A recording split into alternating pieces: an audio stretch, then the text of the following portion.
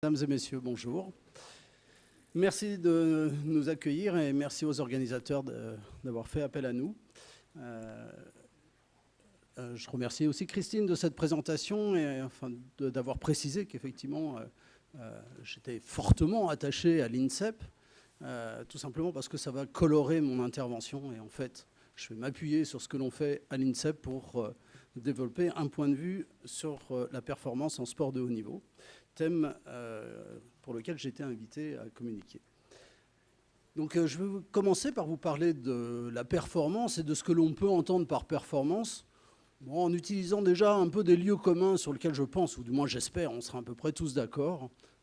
Et je pense que vous serez donc en accord avec moi pour concevoir la performance comme étant, ou pouvant s'exprimer sous la forme d'un classement, d'une distance, d'un temps ou d'un résultat, le plus souvent lors de compétitions. La question de la compétition est importante, puisqu'on voit plutôt des performances lors des compétitions, mais pas seulement. En tout cas, ce que l'on peut convenir, c'est que très probablement, ce moment de performance, c'est la meilleure réponse qui puisse être apportée à un moment donné, à un instant T, et pour ce qui est de votre champ, par un cavalier et son cheval. Il est habituel de penser que la performance, elle est liée à un entraînement complexe. Je me permets quand même d'apporter une première réflexion et de vous questionner sur ce lien qui semble aussi évident entre entraînement et compétition et entraînement et performance. Est-ce qu'il est toujours nécessaire d'avoir de l'entraînement pour faire de la compétition ? Est-ce qu'il ne serait pas mieux de partir de la compétition pour concevoir l'entraînement ? Est-ce que l'entraînement est effectivement un facteur possible de performance ? Je suis sûr qu'au fond de vous-même, vous avez des exemples qui prouvent un peu le contraire. Et on a tous, bien sûr, des exemples qui prouvent que parfois, sans entraînement, on est capable de grandes choses. Donc, vous voyez, on peut commencer déjà à réfléchir à cette question de la performance et à l'entraînement qu'on pense sous-jacent et absolument nécessaire pour faire de la performance de très haut niveau.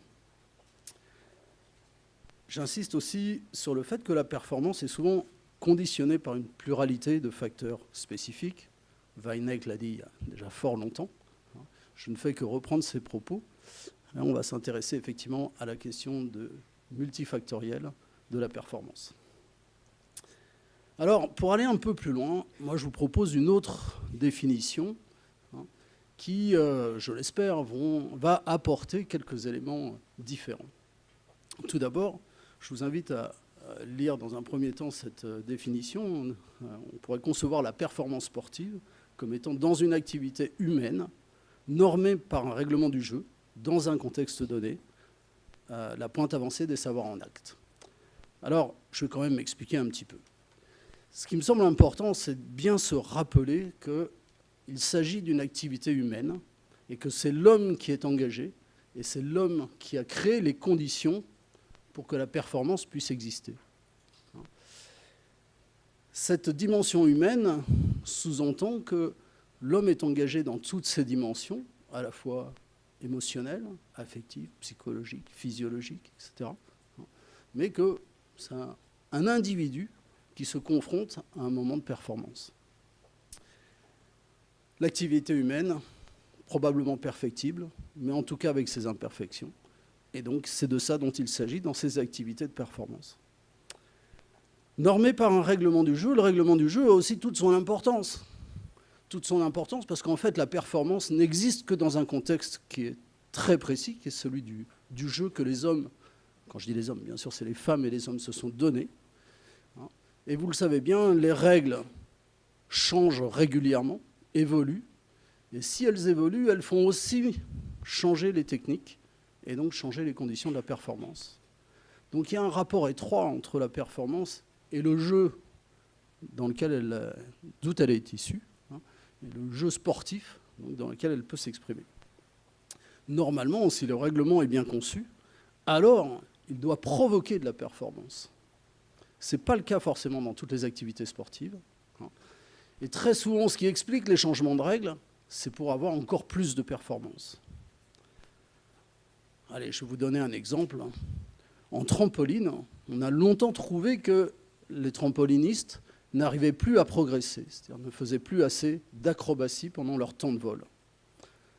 Ouais, on ne s'est pas embêté. On a élevé le trampoline, on a réduit les mailles de la toile de façon à rendre l'ensemble plus rebondissant.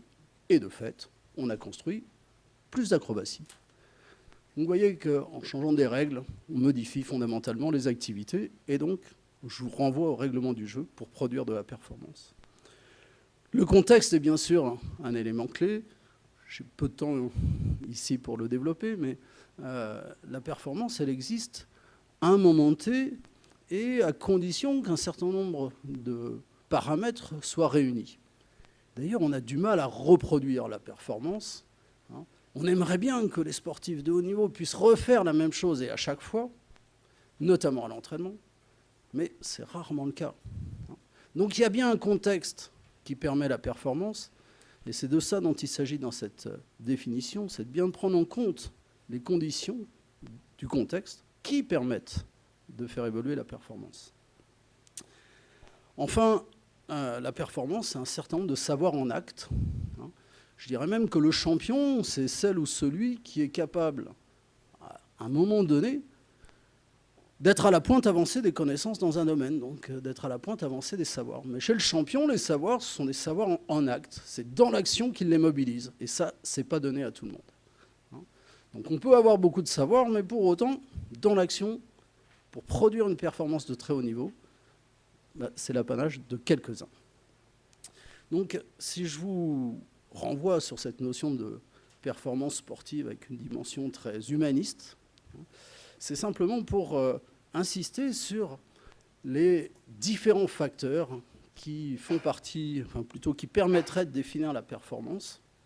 Et donc, la difficulté du point de vue maintenant de la recherche, et là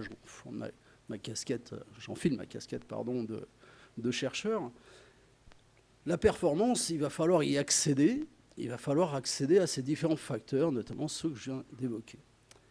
Et comme la photo le laisse croire, pas si simple quand même de rentrer dans la performance pour pouvoir accéder à ces nuances et à l'ensemble de ces paramètres. Donc c'est une vraie question scientifique, une question de méthodologie, qui est de savoir comment on va s'y prendre pour être au plus près de la performance, pour pouvoir en parler avec efficacité, dans l'espoir, bien sûr, de transformer les pratiques. Mais les choses seraient faciles si il ne s'agissait que d'une somme de facteurs. En fait, c'est un peu plus complexe que ça. C'est-à-dire que tous ces facteurs, ils font système. Il suffit de jouer sur un pour que ça modifie les autres. Donc vous comprenez bien qu'on est amené à réfléchir à la performance dans le système qu'elle provoque, ce qui pose des difficultés pour rendre compte du réel de l'activité, et qui nous met en difficulté également pour accéder d'une façon plus rationnelle, plus scientifique à la performance. Puisque l'on sait que quand on intervient dans un domaine, souvent ça modifie d'autres aspects de la performance, et ce qui, par voie de conséquence, nous amène à réfléchir sur comment agir sur le réel, et donc comment agir sur notamment l'entraînement qui permet la performance. Alors, si j'ai pris le temps de ce petit détour, cette première partie sur la performance, c'est pour essayer de vous amener à voir comment on essaye à l'INSEP de réfléchir à la meilleure manière d'aborder scientifiquement cette question de la performance. Et on essaye d'éclairer certains aspects de la performance, tout en espérant que l'ensemble des paramètres nous permettront d'avoir une vision un peu plus systémique. Donc, concrètement, comment on s'y prend? Eh bien, quand on est confronté à une performance, souvent les entraîneurs nous sollicitent, et nous sollicitent dans nos spécialités. Bonjour, monsieur le biologiste. Dans un cas comme celui-là, comment vous pouvez expliquer la performance? Ou bien bonjour, madame la psychologue. Dans un cas comme celui-là, comment vous pouvez expliquer la performance? etc., etc. Et en l'occurrence, les biologistes répondent avec leurs arguments de biologistes, les psychologues avec les leurs, et les biomécaniciens avec les leurs. La difficulté, après, c'est de voir ce qu'on va en faire. Mais pour autant, c'est la meilleure réponse qu'on ait trouvée pour l'instant pour éclairer de façon croisée les facteurs de la performance. Alors, si on y regarde de près, il y a des sciences qu'on mobilise de façon traditionnelle dans le domaine du sport, hein, mais on en oublie un certain nombre d'autres. Alors, les traditionnels, c'est plutôt la physiologie, l'histoire, les neurosciences, la sociologie. Mais à côté de ça, il y en a quand même d'autres des sciences, les mécaniques des fluides, etc., etc. Il y en a beaucoup. Si vous y regardez de près, dans nos champs sportifs, on est plutôt centré toujours sur les mêmes.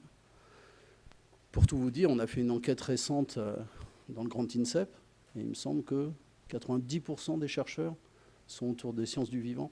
C'est ça, à peu près.